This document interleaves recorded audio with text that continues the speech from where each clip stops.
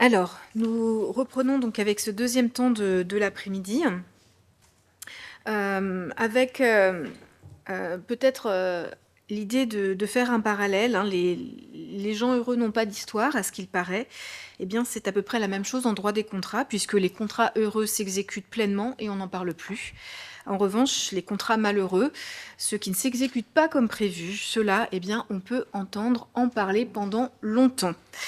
Donc après avoir examiné le cadre de la formation du contrat avec les interventions de Maître Chêne et de Charles Dagan dans la logique de la ligne de vie du contrat, nous allons nous intéresser maintenant aux manquements aux obligations contractuelles avec notre deuxième binôme de l'après-midi.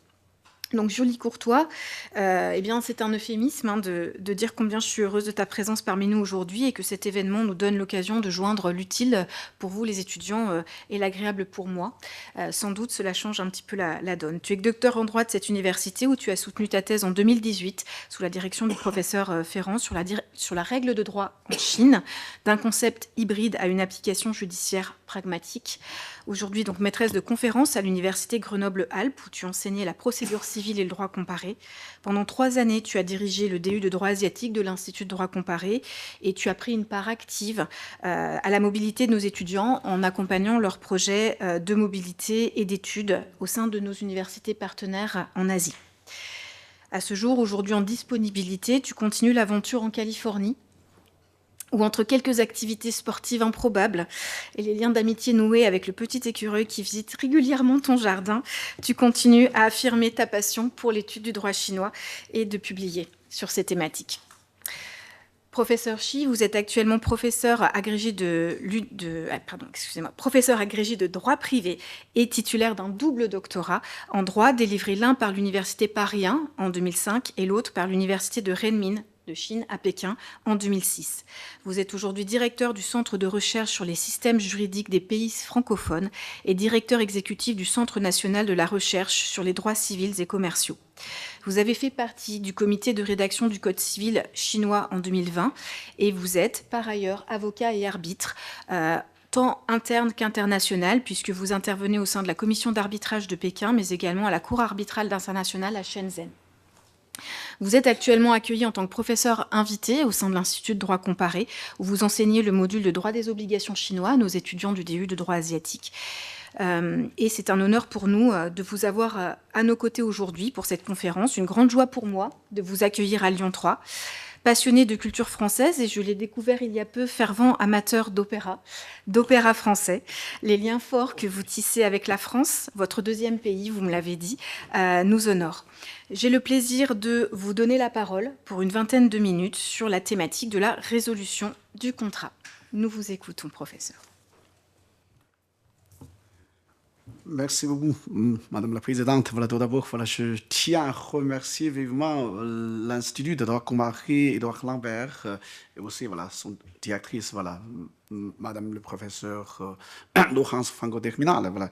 Je dis toujours à mes étudiants en droit comparé, voilà, parce que pour nous, les comparatistes, on connaît tous le nom Édouard Lambert, voilà, disons, le grand comparaliste, n'est-ce pas, qui a créé le premier voilà, institut de droit comparé en France, aussi dans le monde. Voilà, c'est ça. Oui. Voilà, donc, c'est un immense plaisir, aussi un immense honneur d'être ici. D'ailleurs, c'est aussi un grand plaisir, disons, de rencontrer voilà, les autres collègues, voilà, Madame Julie Courtois, Monsieur Charles Dagan, aussi Maître Chen, et d'autres amis, voilà, comme voilà, Madame Nu. Voilà. Et donc, le sujet que je vais aborder, donc, ça, c'est sur la résolution du contrat en droit chinois. Tandis que, disons, voilà, quand on parle de la résolution du contrat, voilà, donc, c'est, disons, ça veut dire, disons, c'est, voilà, disons, c'est une manière, voilà, disons, de terminer, voilà, disons, même d'anéantir le contrat, voilà, disons, d'une manière voilà, intérieurement ou voilà, parfois unilatérale. Et donc, voilà, donc, la résolution remet les parties dans l'état antérieur au contrat afin que celui-ci est considéré comme n'ayant jamais existé. Quelquefois, souvent, on fait la comparaison avec, disons, l'annulation du contrat. Et c'est, disons, en ce qui concerne, disons, les effets juridiques, voilà, disons, c'est assez proche l'une à l'autre, tandis que, disons, certainement, voilà, donc, il y a aussi des différence, ça c'est fondamental, tandis que, disons, quand on parle de la résolution du contrat, c'est-à-dire, disons, là, ça c'est plutôt, cela s'applique à un contrat valable, valablement constitué, tandis que, disons, voilà, quand on parle de l'annulation du contrat, ça c'est plutôt, disons, voilà, c'est-à-dire, disons, le contrat nul, n'est-ce pas, voilà. Donc, voilà, disons, en ce qui concerne la résolution du contrat, voilà, comme tout à l'heure, disons, Charles a déjà l'évoqué, voilà, donc, en effet, disons, la loi chinoise de 99 a été largement inspirée par la convention de l'ONU, le CVIM, tandis que le CVIM, voilà, donc, dans son article 25, voilà, donc, on a consacré la notion de contravention essentielle, voilà, selon laquelle c'est, disons, une violation, voilà, disons, contrat, voilà, prive substantiellement de ce que c'est en droit d'attendre du contrat. Et si on regarde les principes du droit, voilà, donc on a exactement le même constat. Ici, voilà, donc, disons, les principes du droit, les PICC emploient plutôt, disons, le terme inexécution essentielle. Inexécution essentielle, voilà, disons. C'est-à-dire, inexécution essentielle prive substantiellement le créancier de ce qu'il est en droit d'attendre du contrat, voilà, à moins que le débiteur n'ait pas prévu ou n'ait pas raisonnablement prévoir ce résultat. Et, tandis que, disons, voilà, pour votre nouveau droit des obligations, après la réforme par ordonnance de 2016, donc vous avez largement, voilà, donc rationalisé, voilà, disons, le régime. Et donc, tout d'abord, voilà, donc, c'est l'article 1224, selon lequel, voilà, la résolution résulte soit de l'application d'une clause, une clause résolutoire, soit en cas d'inexécution suffisamment grave. Essentiellement, c'est une exécution essentielle, n'est-ce pas, prévue par la CVM et aussi par les principes du droit. Et voilà, donc, par voie d'une notification du créancier au débiteur ou d'une troisième voie, décision de justice. Et donc ici, voilà, donc ici, vous avez introduit, voilà, donc, la résolution du contrat de manière unilatérale par voie de notification. Notification, voilà. Et d'ailleurs, donc, il y a donc l'exigence de mettre en demeure le débiteur défaillant.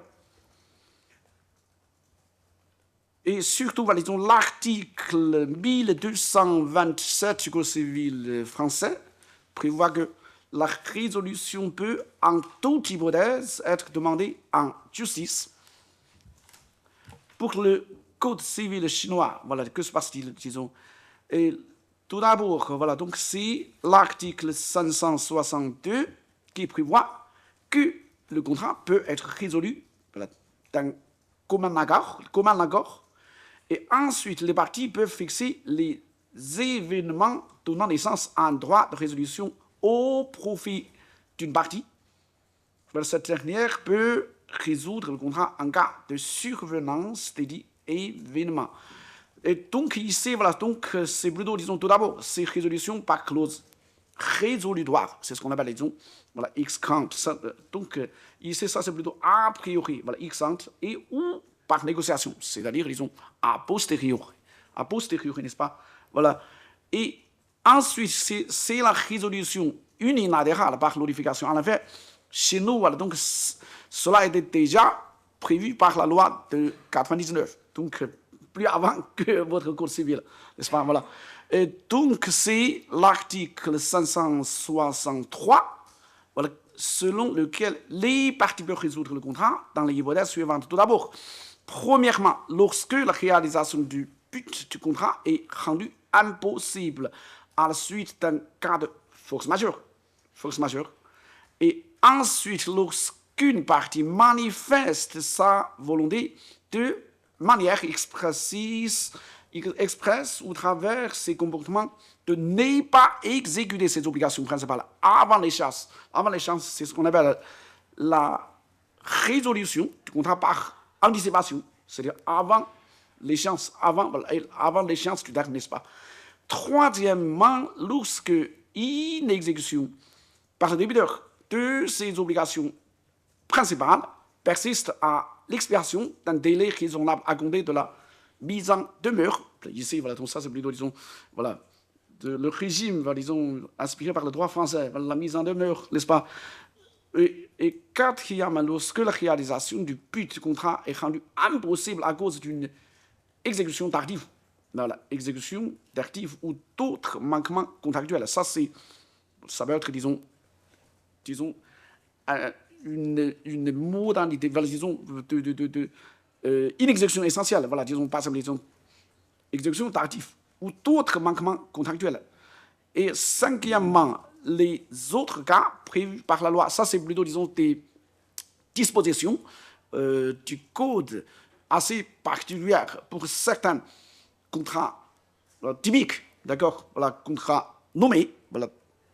Et ici, voilà, si on fait une analyse sur cet article, tout d'abord, en effet, disons, ici, c'est plutôt, disons, c'est ce qu'on appelle, donc c'est une réception mixte du droit comparé. Parce que, en effet, tout d'abord, la résolution par anticipation, ça c'est un régime inspiré surtout par le droit américain. Voilà, c'est le Anticipatory Breach of Contract, n'est-ce pas? Et tandis que, disons, quand on parle du régime de mise en demeure, ça c'est typiquement, ça vient du droit continental, voilà, surtout droit français et aussi droit allemand, d'accord? Voilà, donc c'est une réception mixte de droit comparé. Ensuite, c'est aussi ici, voilà, donc il y a, donc c'est ce qu'on appelle, disons, empêchement de l'exécution du contrat objectif. Par exemple, il y a la force majeure. C'est-à-dire, disons, ici, c'est une exécution du contrat non fautif. D'ailleurs, il y a également, voilà, disons, l'empêchement de l'exécution du contrat subjectif. Donc, c'est fautif. Voilà, ici, voilà, donc, il y a essentiellement, on introduit aussi, voilà, disons, le régime de l'inexécution essentielle ici. D'accord? Voilà. Et donc, ça ressemble un peu comme un amalgame. D'accord? Voilà, disons, pour les différentes causes de résolution du contrat. D'accord? Voilà. Et d'ailleurs, disons, pour le code civil chinois, disons, on a apporté des aménagements assez importants par rapport à la loi antérieure de 1999. Ici, voilà, donc, il y a un régime de délai préfixe de droit de résolution. Voilà. Et donc, selon l'article 564, voilà, donc, c'est ici, délai préfixe, c'est délai d'un an à compter du jour où il a connu ou aura dû connaître les faits lui permettant de l'exercice, voilà, ou soit, voilà, disons, à l'expiration d'un délai raisonnable. Donc, ça vient plutôt, disons, d'un texte d'interprétation judiciaire 2003, voilà, relatif au contrat de vente des immeubles urbains. Et que se passe-t-il pour voilà, disons, le régime de notification? Et donc, c'est l'article 565 qui dispose que la partie qui entend résoudre le contrat, conformément à la loi, doit notifier sa décision à l'autre partie. La résolution prend effet à la date de réception par le débiteur de la notification faite par le créancier. Mais lorsque la notification prévoit expressément la résolution automatique du contrat, si le débiteur n'exécute pas ses obligations dans un délai déterminé, le contrat résolu de manière automatique à l'expiration de ce délai si le manquement contractuel du débiteur persiste. Si le débiteur conteste la résolution, chaque partie peut saisir le juge ou l'arbitre pour confirmer l'efficacité de la résolution. Ici, si on fait une comparaison avec votre code civil français, voilà, donc, voilà, c'est l'article 226, voilà, qui dispose que la mise en demeure mentionnée expressément qu'à défaut pour le débiteur de satisfaire son obligation, le créancier sera en droit, voilà, en droit de résoudre, c'est-à-dire, disons, dans ce cas-là, disons, le contrat résolu de plein droit, automatique, voilà, c'est la même solution, voilà, que nous. D'ailleurs, disons, voilà, pour le Code civil chinois, voilà, dans le deuxième alinéa de cet article 565, voilà, disons, voilà, si une partie saisit directement le juge ou l'arbitre par une demande tendant à la résolution du contrat sans l'avoir préalablement notifié au débiteur, la résolution prend effet à la date de la réception par le débiteur de l'acte d'assignation émis par le tribunal mobilier ou par la chambre arbitrale, s'il est fait droit à la demande en résolution. C'est-à-dire ici, voilà, disons, selon voilà, le Code civil chinois, c'est-à-dire, disons, il arrive que dans certains cas, tandis que, disons, voilà, la partie non défaillante voilà, ne fait pas la notification.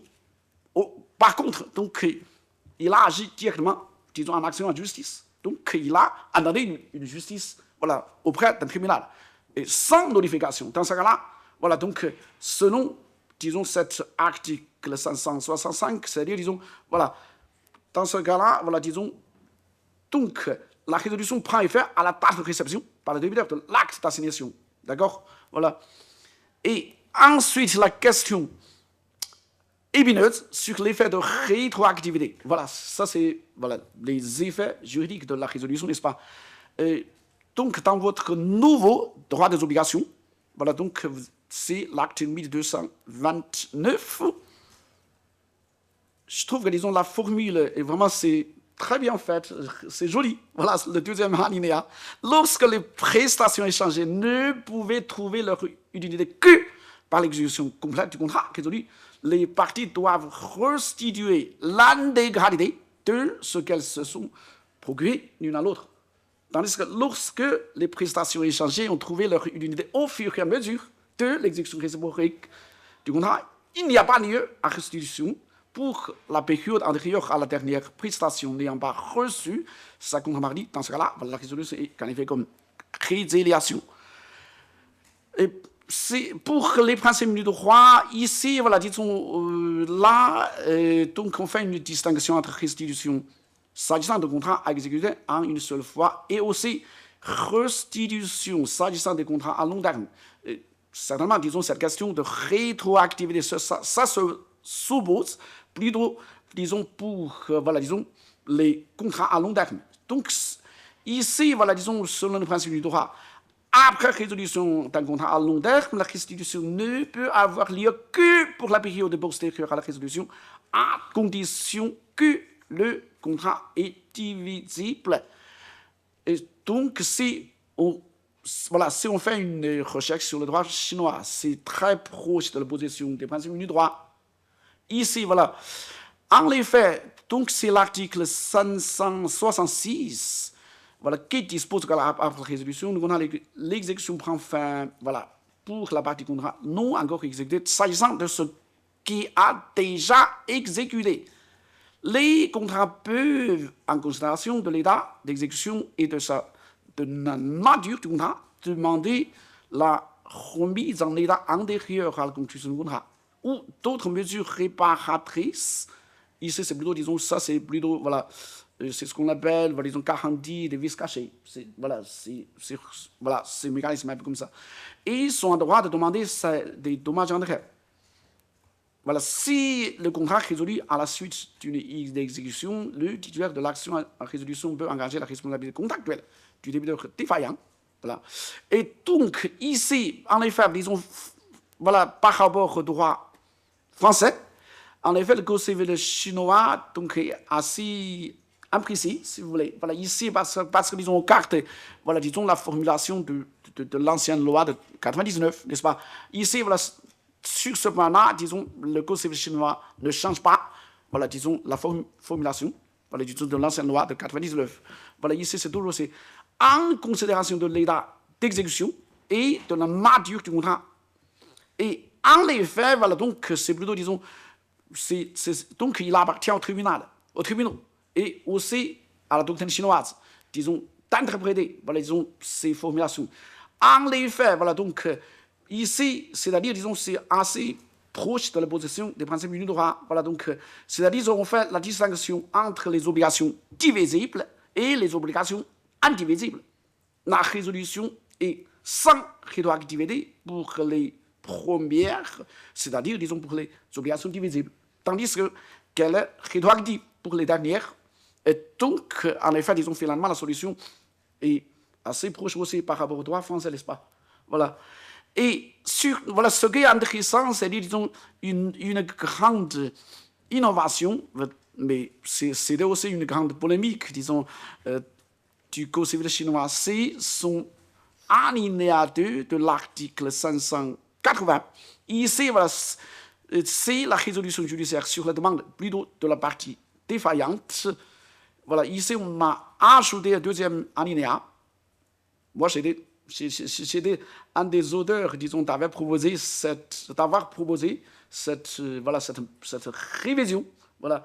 Et donc, en présence des exceptions aussi à alinéa précédent, ayant empêché la réalisation du but contractuel, le tribunal bobinaire ou la chambre arbitrale peut, à la demande des parties, mettre fin au droit des obligations contractuelles, sans préjudice de la responsabilité contractuelle encourue. De quoi s'agit-il? En effet, cet article, disons, est pour l'objectif, c'est ce qu'on appelle de briser l'impasse contractuelle. Pourquoi? Parce que, disons, il arrive dans certains cas que, imaginez, disons, voilà, c'est-à-dire, disons, le contrat est tombé, voilà, disons, dans un état d'impossibilité, voilà, disons, définitif. Et tandis que, disons, ça c'est plutôt à la suite, imaginez, à la suite, disons, d'une défaillance, disons, du débiteur. Et dans ce cas-là, tandis que, disons, pour le créancier, c'est-à-dire la partie non fautive, le créancier peut résoudre le contrat, mais il refuse. Tandis que, disons, pour le débiteur, il veut la fin du contrat, mais il n'a pas droit. Et donc, c'est ce qu'on appelle, disons, une impasse contractuelle. Et pour ça, donc, on a, voilà, ajouté cette clause.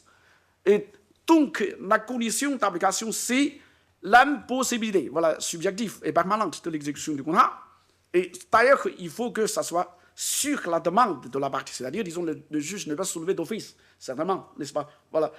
Et ici, voilà, tandis qu'ici, on dit, voilà, disons, à la demande des parties, c'est-à-dire que n'importe quelle partie, soit, disons, voilà, disons, la partie défaillante, soit la partie non défaillante. Mais en pratique, c'est plutôt la partie défaillante, voilà, disons, qui pose la demande. Parce que, disons, si la partie non défaillante veut résoudre le contrat, il peut le résoudre directement par notification. C'est pas la peine, disons, faire l'appel à la justice, n'est-ce pas? Dans ce cas-là, voilà, donc, il peut complètement le faire, voilà, de manière unilatérale. Ici, dans ce cas, c'est une résolution judiciaire du contrat. Et donc, moi, en effet, moi et mes collègues, on est plutôt inspirés par votre code civil.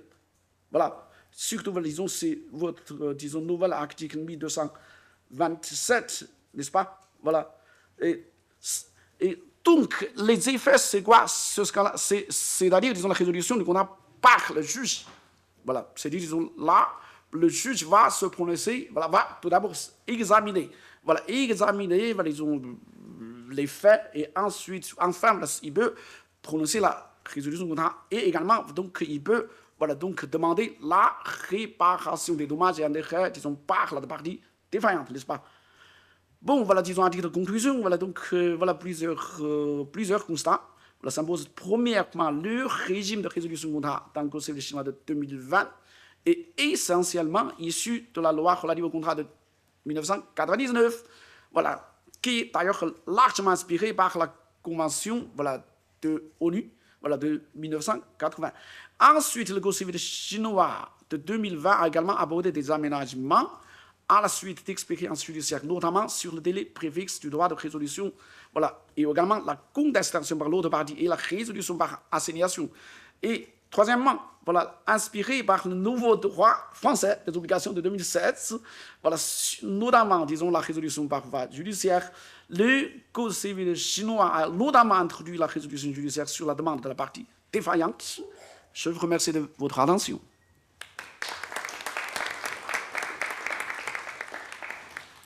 Merci, professeur. Je demande juste quelques instants pour que je change de présentation. Julie, pour toi, sur la responsabilité civile contractuelle, la spécificité de cette clause environnementale, cette fameuse clause verte, tu as une vingtaine de minutes. Eh bien, je lance un chrono, puisque je sais que je vais un tout petit peu dépasser d'1 minute, normalement. Merci beaucoup. Bonjour à toutes et tous et merci de m'avoir invité pour venir discuter donc de la clause verte en matière de responsabilité civile contractuelle chinoise.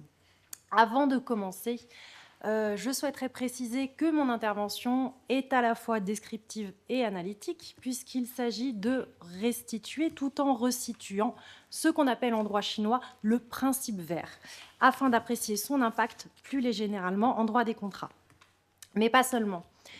Je profite de cette occasion qui m'a été offerte par l'Institut de droit comparé Édouard Lambert pour développer une approche réflexive et inverser quelque peu cette tendance que l'on constate en droit comparé, surtout quand on s'intéresse au droit chinois, de mettre en lumière les apports des droits occidentaux, généralement Europe et Amérique du Nord, dans l'évolution du droit chinois. Aujourd'hui, en effet, je retourne la question pour interroger le potentiel d'exportation du droit chinois des contrats dans les pays économiquement libéraux, dont les outils de droit privé, et notamment contractuels, ont accompagné le développement d'une économie marchande mondialisée, caractérisée, comme on le sait, par une circulation massive des biens et des capitaux. En tant que juriste, et notamment vous en tant qu'étudiant, nous ne pouvons plus nier l'épuisement planétaire induit par nos modèles de consommation et de répartition des richesses. Au contraire, nous avons toutes et tous la responsabilité d'interroger le rôle que joue le droit, plus particulièrement le droit privé, dans ce phénomène. Cela implique un postulat de départ. Reconnaître que le droit privé, attention, contrairement à ce qu'on nous enseigne sur les bancs de la faculté, n'est pas neutre. Le mythe de la neutralité axiologique du droit, n'en déplaise à Kelsen, est un mythe. Le droit est contingent, il est le produit d'une société donnée à un certain moment. Et le droit dans lequel nous évoluons, pour ne prendre que l'exemple de notre droit civil, est un droit avant tout anthropocentré. Qu'est-ce que ça signifie ? Tout simplement, cela signifie que la retranscription de notre modèle de société, et donc sa fixation dans la finesse des pages du Code civil, n'a pas été pensée en dehors des seuls intérêts de l'homme. L'environnement, la nature, appréhendés sans le vouloir au prisme de l'infinitude des ressources, ne sont pas considérés autrement que dans leur rapport d'exploitation avec l'être humain. Et le droit privé va nous offrir les outils nécessaires à la pérennisation de ces rapports, puisque la propriété permet à son auteur de coder les ressources environnantes en actifs, et le contrat va ensuite lui permettre de les échanger, généralement à but lucratif. Le contrat, dans sa vision napoléonienne, n'est qu'un outil en ce sens performatif visant à la réalisation d'une volonté illimitée et égoïste de l'homme. Si l'on en croit, en tout cas Portalis, qui nous disait que les hommes doivent pouvoir traiter librement sur tout ce qui les intéresse, leurs besoins les rapprochant, leurs contrats se multiplient autant que leurs besoins. Il n'y a point de législation dans le monde qui ait pu déterminer le nombre et fixer la diversité des conventions dont les affaires humaines sont susceptibles. Cette liberté de contracter, comme vous le savez, connaît toutefois des limites, tout en reconnaissant que c'est dans la fixation de ces limites que les difficultés naissent de toutes parts. Portalis en identifiait 3, la justice, les bonnes mœurs et l'utilité publique. L'exemple du droit chinois des contrats, à travers non seulement le principe général formulé à l'article 9 du Code civil, qui dispose que les sujets civils doivent, dans l'exercice de leur activité civile, contribuer à l'économisation des ressources et à la protection de l'environnement écologique, mais également à l'article 509 alinéa 3, qui rappelle cette exigence spécifiquement lors de l'exécution des contrats, nous offre ainsi l'occasion de réfléchir à une autre limite d'ordre paradigmatique, la finitude des ressources, soit la considération environnementale. Peut-on, et si oui, comment concevoir des échanges contractuels dans lesquels les parties s'engagent à éviter tout gaspillage des ressources, toute pollution de l'environnement et toute atteinte à l'écosystème ? De prime abord, une telle exigence semble difficilement articulable avec la réalité des échanges contractuels et les conditions de leur existence. Prenons un exemple typique de droit de contrat de vente classique tel que l'achat d'un téléphone. En soi, l'acte d'achat, soit la remise d'une somme d'argent contre un produit matériel ne génère pas plus de pollution, à part, on va dire, son emballage. Pourtant, on sait que cet acte contribue à la pollution environnementale, ne serait-ce qu'en raison des matériaux utilisés pour la fabrication du téléphone. Or, le droit civil, qu'il soit chinois ou français, n'a pas vocation à interdire ou à autoriser la vente de téléphones, et soyons réalistes, ce n'est évidemment pas souhaitable, surtout si l'on considère en fait que toute activité humaine est génératrice d'une empreinte environnementale plus ou moins variable. Le droit des contrats peut ainsi poser des principes d'échange, à l'instar par exemple du principe de bonne foi, qui participent à leur encadrement. Mais la retranscription concrète de ces limites, in fine, appartient au juge. Au-delà donc des illustrations que je vais vous présenter et qui montrent comment les juges chinois, en fait, dans les litiges ordinaires de la vie courante, vont intégrer une considération environnementale dans les contentieux en responsabilité civile contractuelle, la thèse en filigrane que je défends consiste à dire que cet enjeu, donc tenir compte des limites planétaires dans l'exercice de la justice civile, est l'occasion pour nous toutes et tous juristes de réhabiliter une certaine forme d'équité aristotélicienne du droit en repensant la justesse des échanges, ce qui sera l'objet de ma première partie, et de reconsidérer également l'exercice de la jurisdiction du juge dans son rapport à la réalité, ce qui sera l'objet donc de ma seconde partie. Donc, premièrement, par rapport au cadre normatif de la responsabilité contractuelle en droit chinois, le cœur du code civil chinois, ce n'est pas la propriété, ce n'est pas le sujet de droit, c'est l'acte juridique, Fa Lu Xing Wei, défini à l'article 133 comme l'acte par lequel un sujet civil établit, modifie ou met fin à une relation juridique civile par l'expression d'une intention. Il n'est donc pas surprenant de constater que le contrat, qui est l'acte juridique par excellence, occupe une position privilégiée dans le Code qu'il compose à plus de 40% aux articles 463 à 988 hors partie générale. L'exécution du contrat, Retong Lu Xing, est prévue aux articles 509 à 534. Ce chapitre va couvrir les règles d'interprétation des clauses contractuelles, y compris de fixation du prix, les modalités d'exercice du droit d'option, la solidarité entre les débiteurs, les causes de suspension d'exécution ou encore les possibilités de révision du contrat en cas d'imprévision. Et à première vue, le juriste français n'est pas dépaysé par ces règles, dont certaines pourraient être des sortes de copier-coller des articles du Code civil français. Je vous laisserai comparer notamment l'article 533 du Code civil chinois et l'article 195 du Code civil français, qui consacrent chacun la théorie de l'imprévision. Enfin, en cas d'inexécution du contrat, les articles 577 à 594 du Code civil chinois prévoient des mesures similaires au droit français. Principe de l'exécution forcée en nature, lorsque l'obligation ne porte pas sur une somme d'argent, adoption de mesures réparatrices ou paiement de dommages et intérêts, avec, comme l'a souligné le professeur Che, la particularité du droit chinois de prévoir la résolution anticipée qui vient de la common law. Et en cas d'exécution non conforme, l'article 582 liste les aménagements offerts à la discrétion du créancier, réparation, remise en état, remplacement, retour, réduction du prix ou indemnisation.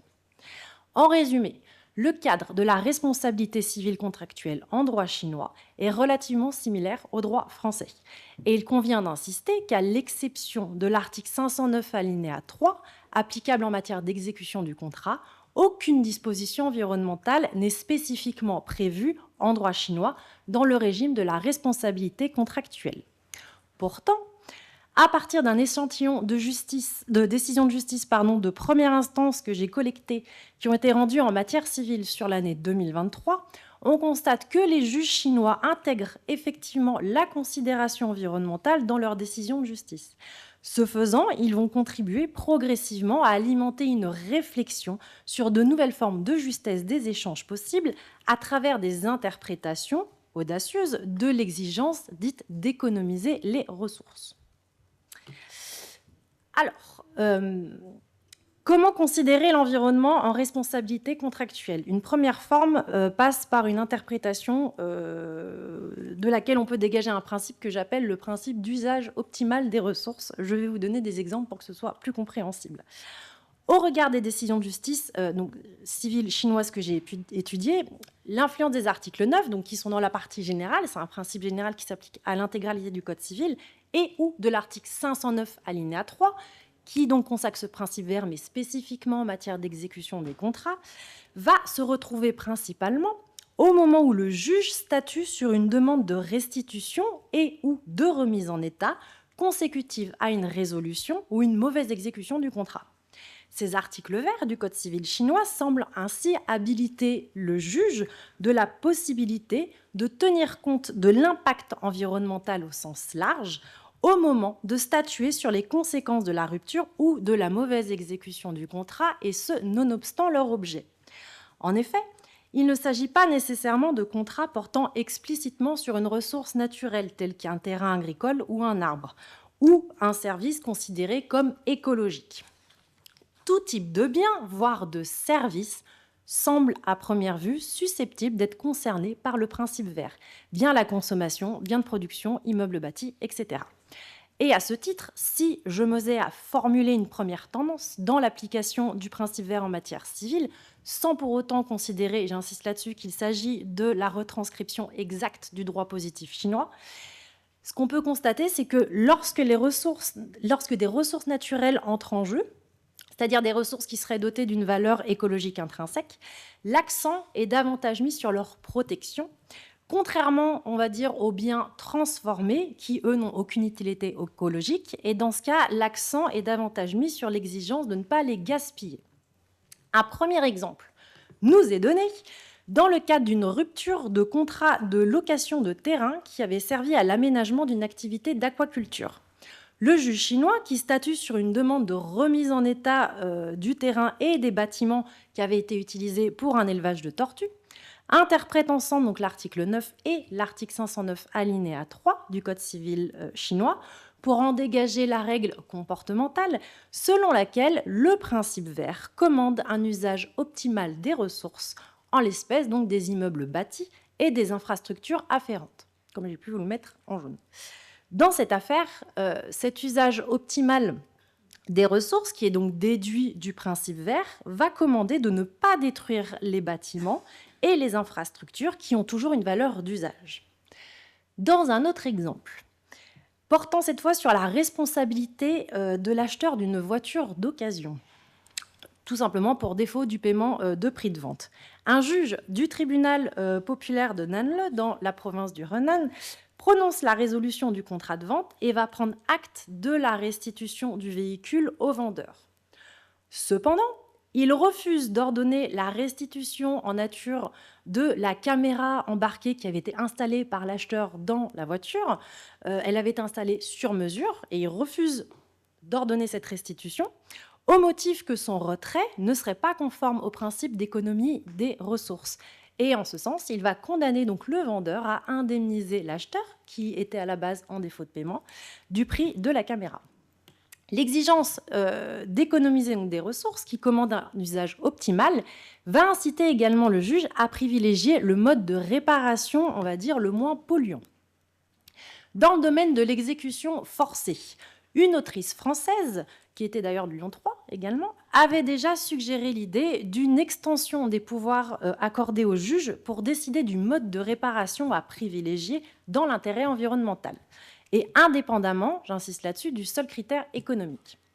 L'exécution par équivalent serait privilégiée lorsque l'exécution en nature conduirait à la production de nouveaux biens ou à une activité polluante.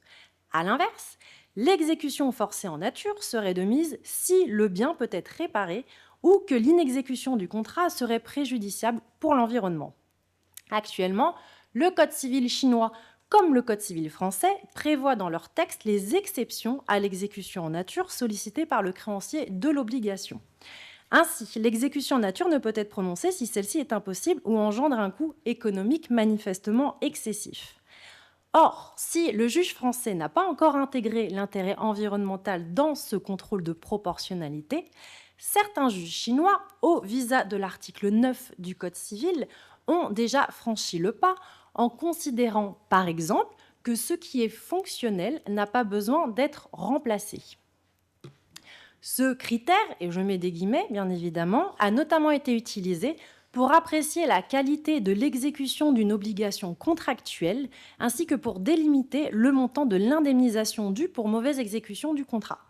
Par exemple, dans 2 affaires distinctes mais portant chacune sur la vente et l'installation de fenêtres en alliage d'aluminium, les juges chinois mobilisent le principe vert de l'article 9 pour, d'une part, apprécier l'existence d'un manquement à l'exécution d'une obligation, pour rejeter une demande d'exécution en nature, en considérant que si la fenêtre en alliage d'aluminium était retirée et réinstallée, alors que sa position n'affecte pas son utilisation par le défendeur, cela entraînerait de nouveaux coûts d'installation, ce qui est manifestement incompatible avec le principe vert. Et d'autre part, donc ce principe a été utilisé également pour réévaluer le montant de l'indemnisation sollicitée par le créancier du débiteur défaillant. Dans cette seconde affaire, le tribunal se base sur les conclusions d'une évaluation judiciaire de travaux d'installation, donc de ces portes et fenêtres en alliage d'aluminium. Donc ces expertises constatent leur conformité générale au regard des stipulations contractuelles, à l'exception de l'épaisseur de 2 portes situées dans 2 immeubles. La société cliente va solliciter à ce titre une indemnisation de 70 000 yuan en réparation des pertes économiques subies et qui comprennent également une estimation des coûts de remplacement. Si le tribunal condamne effectivement l'entreprise défaillante, il rappelle au visa de l'article 9 du Code civil chinois que, considérant que le projet a déjà été livré et utilisé par le défendeur, l'enlèvement et le remplacement des portes litigieuses causeraient des pertes plus importantes en dépit de leur absence de conformité aux stipulations contractuelles. Dans cette affaire, l'article 9 y justifie une indemnisation du préjudice calculée selon les pénalités de retard contractuellement prévues en cas de défaillance de l'entreprise prestataire et non selon l'étendue du dommage subi. Enfin, l'usage optimal des ressources incite plus globalement à appréhender le litige civil suivant une logique de lutte contre le gaspillage des ressources. En amont du choix du mode de réparation à privilégier, donc en nature ou par équivalent, certaines décisions montrent que parfois les juges chinois apprécient le fondement même de la responsabilité civile contractuelle suivant une logique anti-gaspillage. Par exemple, l'argument du gaspillage des ressources a été utilisé pour sanctionner le locataire sortant qui rend l'immeuble loué sans fenêtre ni meubles et qui a enlevé les portes. Le tribunal considère que non seulement l'état du bien post-location ne correspond plus à celui indiqué dans l'état des lieux d'entrée, mais qu'en plus, cette différence s'analyse en un gaspillage des ressources. Le recours ici au principe vert, donc pour compléter la motivation du juge, puisqu'on est d'accord qu'en fait la solution a été exactement la même, à savoir la condamnation du locataire sans pour autant invoquer l'intérêt environnemental. Donc le fait de recourir à ce principe vert témoigne selon nous d'une forme de verdisation, d'écologisation dans l'interprétation du droit civil, voire dans l'appréciation des faits. Suivant cette logique, un bailleur qui donne son accord pour la pose de papier peint ne peut pas exiger son enlèvement, en nature ou par équivalent, à l'expiration du bail si le papier peint en question n'est pas endommagé. De la même manière, solliciter le retour d'un bien, toujours dans un bail, à l'état vide, d'une maison louée alors que le contrat de location prévoyait de rendre le bien dans son état d'origine, est non seulement contraire aux stipulations contractuelles, ce qui encore une fois suffit à rejeter la demande, mais peut aussi s'analyser en un gaspillage des ressources. À l'exception des rénovations qui demeurent fonctionnelles, seules les parties qui font de la structure du bien doivent être restaurées au regard des exigences contractuelles et dans une logique de préservation de l'environnement. En résumé, donc, l'appréhension du litige, suivant une logique anti-gaspillage, commande un usage économe des biens. Concrètement, cela signifie par exemple que ce qui est utilisable doit continuer à être utilisé. Cette motivation a été notamment mobilisée dans une décision pour condamner le propriétaire d'un local commercial à restituer le dépôt de garantie à l'ancien locataire, considérant, je cite, que la partie actuellement utilisable du magasin peut continuer à être utilisée afin d'éviter un gaspillage des ressources. Pour terminer, j'aimerais mettre en avant très rapidement les possibilités d'intégration de la considération environnementale, cette fois-ci dans le raisonnement du juge. Dans les décisions donc, qui visent l'article 9 du Code civil chinois, donc le principe vert de portée générale, non restreint spécifiquement à l'exécution du contrat, la considération environnementale peut s'intégrer à chacune des étapes du raisonnement intellectuel du juge chinois, lequel s'articule, à l'instar du droit français, suivant une logique syllogistique. Donc, en tant que majeur, le principe vert peut servir de fondement juridique exclusif à l'aune duquel est apprécié l'objet et l'étendue du contrat. Cela peut conduire, par exemple, à apprécier la validité d'un contrat selon son impact écologique, voire à reconnaître des obligations non prévues à l'égard de l'un des co-contractants.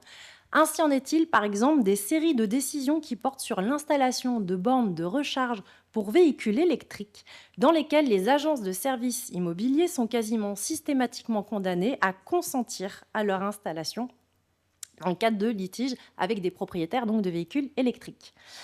Le principe vert influence également la mineure du raisonnement lorsque l'article 9 du Code civil chinois sert de fondement à ce que j'ai appelé une discussion environnementalement orientée des faits.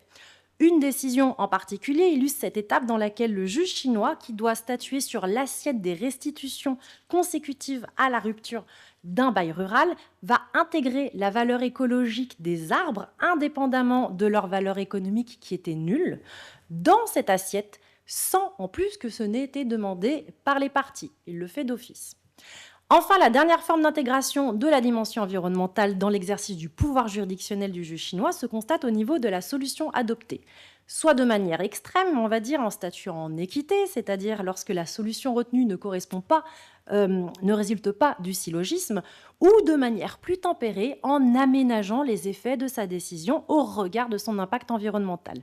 Là encore, en matière de responsabilité civile, cela peut consister, par exemple, à différer le terme des restitutions de terrains agricoles consécutives à une rupture de contrat, suivant une approche écologique et non pas strictement calendaire, en fixant cette date de restitution après la récolte du blé.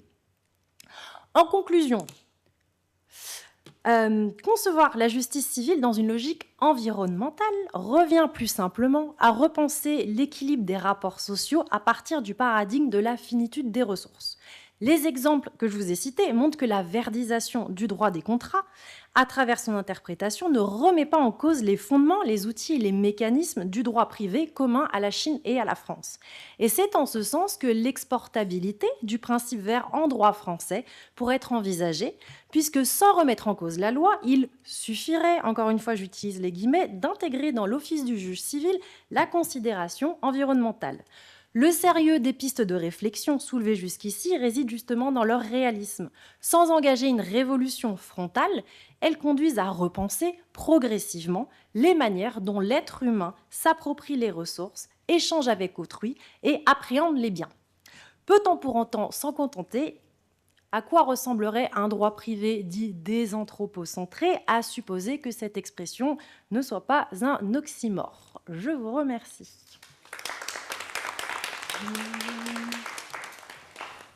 Merci, professeur Xu. Merci, Julie Courtois, de cette présentation donc, qui peut laisser en effet des questionnements ou des demandes de précision en suspens. Donc, comme pour notre premier binôme, je vais vous inviter à poser vos questions. Donc là, indifféremment, le professeur Xu ou Julie Courtois, comme cela vous vient, en vous identifiant, nous donnant qui vous êtes et le contenu de votre question. Pensez bien à activer votre... Nous reprenons un débat. Avec toi, Julie. La question que j'aimerais te poser, as-tu vu des décisions qui condamneraient des propriétaires qui loueraient des passoires thermiques ? L'idée est la suivante. Lorsque l'on... Enfin, une des idées que l'on peut avoir à la fin de ces études du droit chinois, c'est quel est le rôle du juge chinois au sein de la société. Et j'ai l'impression qu'il y a un travail pour la stabilité sociale qui est clairement indiqué, que finalement le respect du principe vert va dans ce sens-là, mais c'est quand même une action qui se fait dans certaines limites et qui ne peut pas contrarier des intérêts qui sont parfois trop importants. La possibilité d'un propriétaire de louer une passoire thermique, il y a beaucoup de passoires thermiques en Chine, il y en a énormément. Il y a un intérêt qui est social et vert qui est manifeste parce qu'il y a un gaspillage d'énergie qui est très fort. Il y a un intérêt pour l'État chinois de manière générale d'envisager une rénovation des logements qui ne seront pas toujours de très bonne qualité. Et donc, est-ce qu'on a une vision un peu judiciaire qui conduirait à inviter certains propriétaires à rénover leurs appartements? Alors moi, dans mon échantillon de justice collectée, personnellement, j'en ai pas trouvé des décisions comme ça, mais je crois que oui, je sais que tu as traité du principe vert dans ta thèse.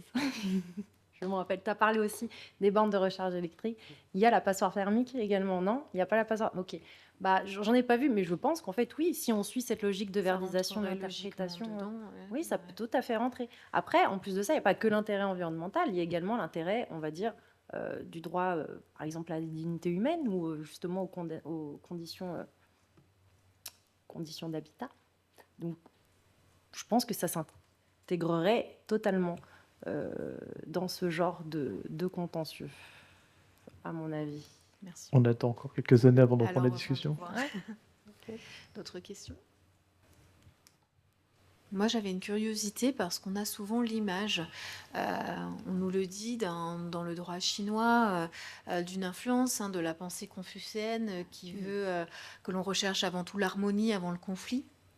Je me posais la question, puisque l'on voit là très clairement qu'il est possible par notification d'informer la partie adverse de la résolution du contrat. Donc là, on acte le désaccord, on acte le conflit. Et je voulais savoir si en pratique, on a effectivement une tendance à démultiplier ces actions-là, ou est-ce qu'au contraire, on reste sur une pratique plutôt consensuelle, où les parties vont s'orienter vers la résolution par décision commune, qui serait peut-être plus en lien avec cette idée d'harmonie, ou est-ce qu'effectivement, ça devient une pratique plus fréquente d'acter du désaccord, d'acter du manquement et d'aller en justice? J'aurais aimé votre sentiment. Là, peut-être un peu sur votre pratique aussi. Oui, merci Laurence pour cette question très intéressante. Oui, c'est-à-dire, disons, l'influence du confucianisme, ça, disons c'est quand même c'est présent en droit chinois d'aujourd'hui, c'est-à-dire en matière, disons, de droit contractuel, c'est-à-dire toujours, disons, là, on préfère toujours, disons, le règlement amiable. Voilà, c'est-à-dire toujours, disons, c'est-à-dire le mécanisme, disons, de médiation, voilà, disons, qui est très développé en Chine, n'est-ce pas? C'est-à-dire, disons, pour tous les conflits contractuels, c'est-à-dire le règlement, voilà, donc le premier mot de règlement, c'est donc la médiation. Voilà, certainement, voilà, ça c'est un héritage du confucianisme, n'est-ce pas? D'ailleurs, disons, aussi, voilà, disons, la renégociation. Voilà, en cas de difficulté de l'exécution du contrat, disons, c'est prévu par le code civil chinois, surtout, voilà, disons, en cas d'imprévision, n'est-ce pas? En cas d'imprévision, également aussi inspiré par votre droit, voilà, disons, voilà, sur l'imprévision. Voilà, donc là, aujourd'hui, disons, le code civil chinois a également introduit, voilà, disons, le mécanisme de renégociation. Voilà, c'est-à-dire, en tout cas, disons, en cas de difficulté, disons, de l'exécution du contrat, toujours, voilà, disons, c'est, disons, pour le législateur. Voilà, donc on préfère toujours, tout d'abord, disons, c'est une renégociation par les deux parties. Voilà, donc il faut qu'il s'efforce, voilà, à renégocier, voilà, à arriver à un commun accord. C'est ça. D'ailleurs, disons, comme le sujet voilà, que Julie a évoqué, c'est aussi voilà, le principe vert. Voilà, en effet, c'est l'harmonie entre les hommes et la nature, n'est-ce pas? Ça, c'est aussi un héritage du confucianisme, n'est-ce pas? Voilà. Donc, c'est assez présent quand même aujourd'hui, même en matière contractuelle. Voilà. Oui, oui.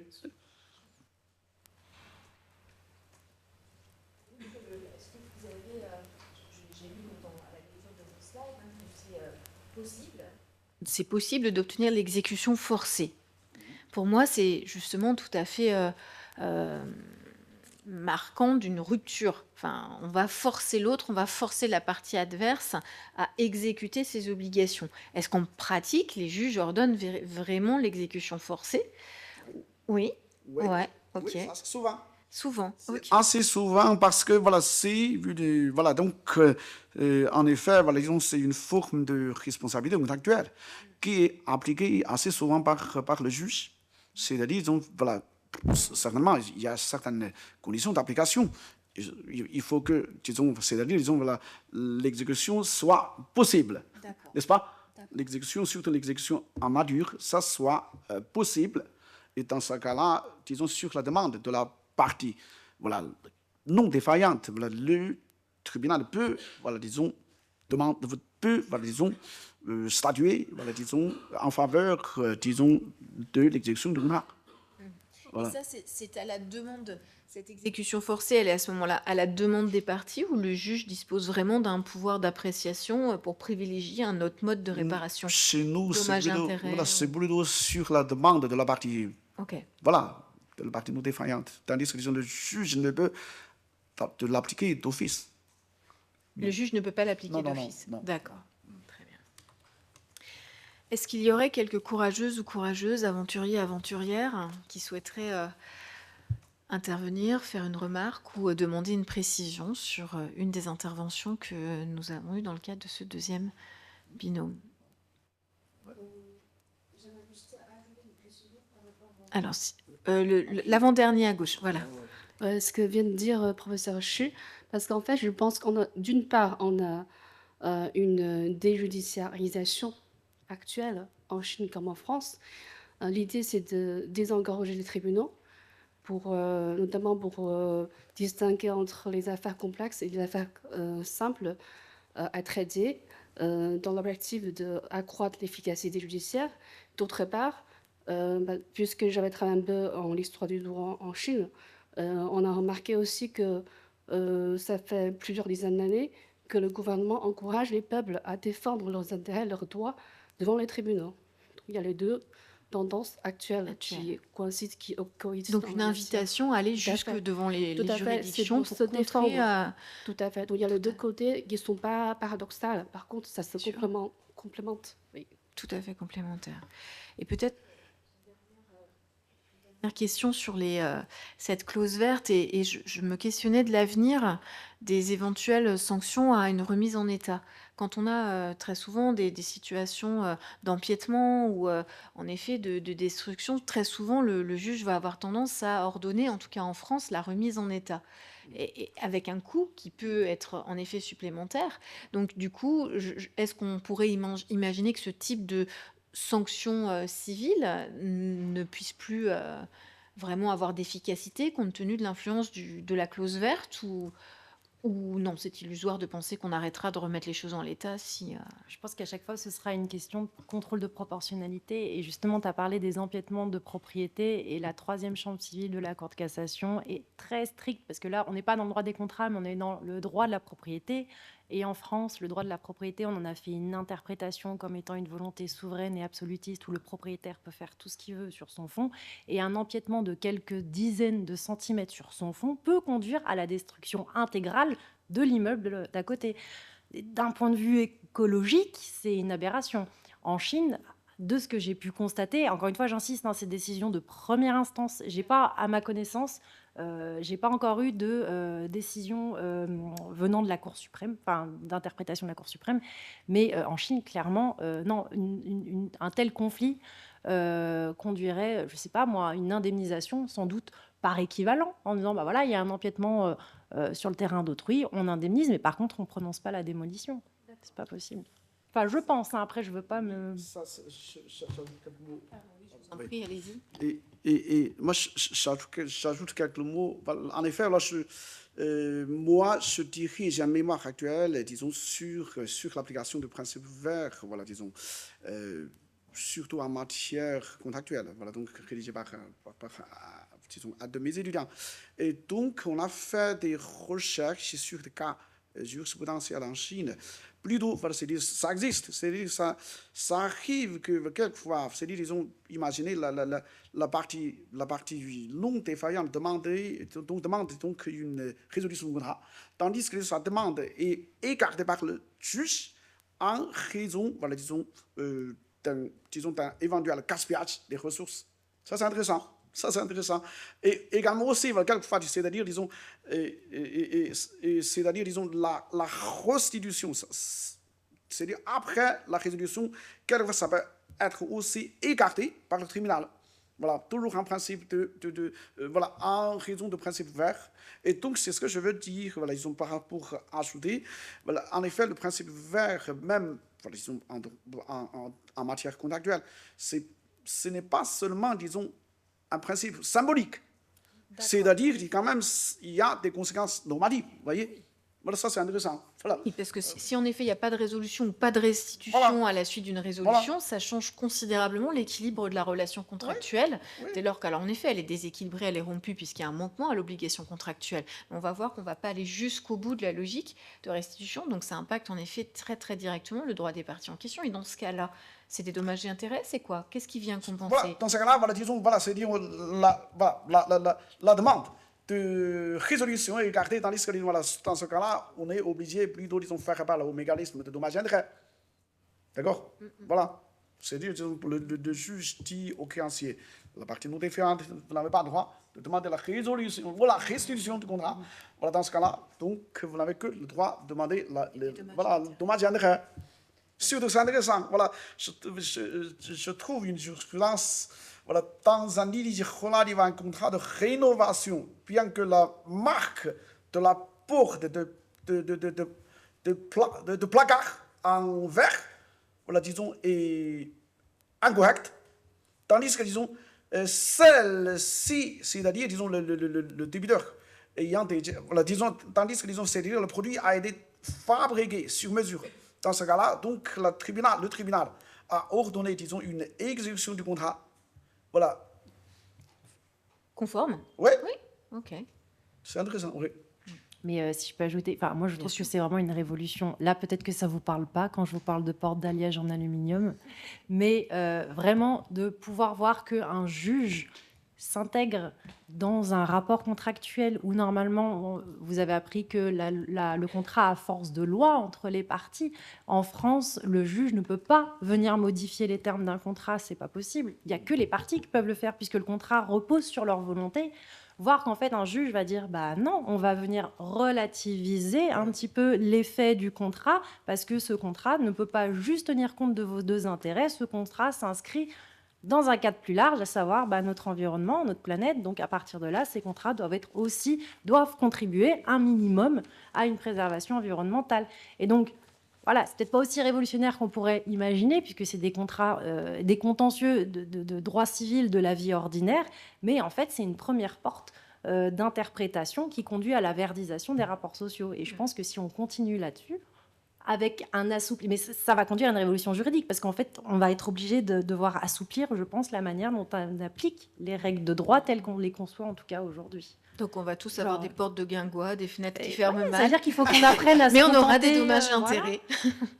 Je plaisante. Oui, mais voilà. Mais jusqu'où ça peut aller et voilà. Imaginons de nouveaux. Parfait. Merci beaucoup à tous. Nous approchons des 17h. Merci à nos intervenants que je tiens encore à remercier. Un grand bravo à vous. Vous êtes venus de loin pour être là aujourd'hui, de Californie, de Chine, de Paris pour certains, c'est un petit peu moins loin, de Lyon pour Maître Chêne. On est très heureux d'avoir pu vous présenter ces thématiques qui peut-être nécessiteront un petit temps pour vous d'intégration. Qui sait, pour certains, on l'espère, avoir planté une petite graine et qui pourrait susciter un angle d'attaque sur vos mémoires de recherche de fin d'année, pourquoi pas. N'hésitez pas à revenir vers nous si jamais. Et puis, si vous avez besoin justement d'être mis en contact avec nos intervenants pour une précision ou une question que la timidité vous aurait empêché de poser aujourd'hui, n'hésitez pas non plus. On se fera un plaisir de relayer, de vous mettre en contact avec nos intervenants. Merci beaucoup à vous toutes et tous d'avoir été présents, d'avoir joué le jeu. Je sais que c'était à votre emploi du temps. J'espère qu'on n'aura pas trop abusé de votre temps et que vous en retirez un petit quelque chose à emporter et à cultiver pour votre culture juridique personnelle. Merci beaucoup à vous. Bonne fin de journée. Au revoir.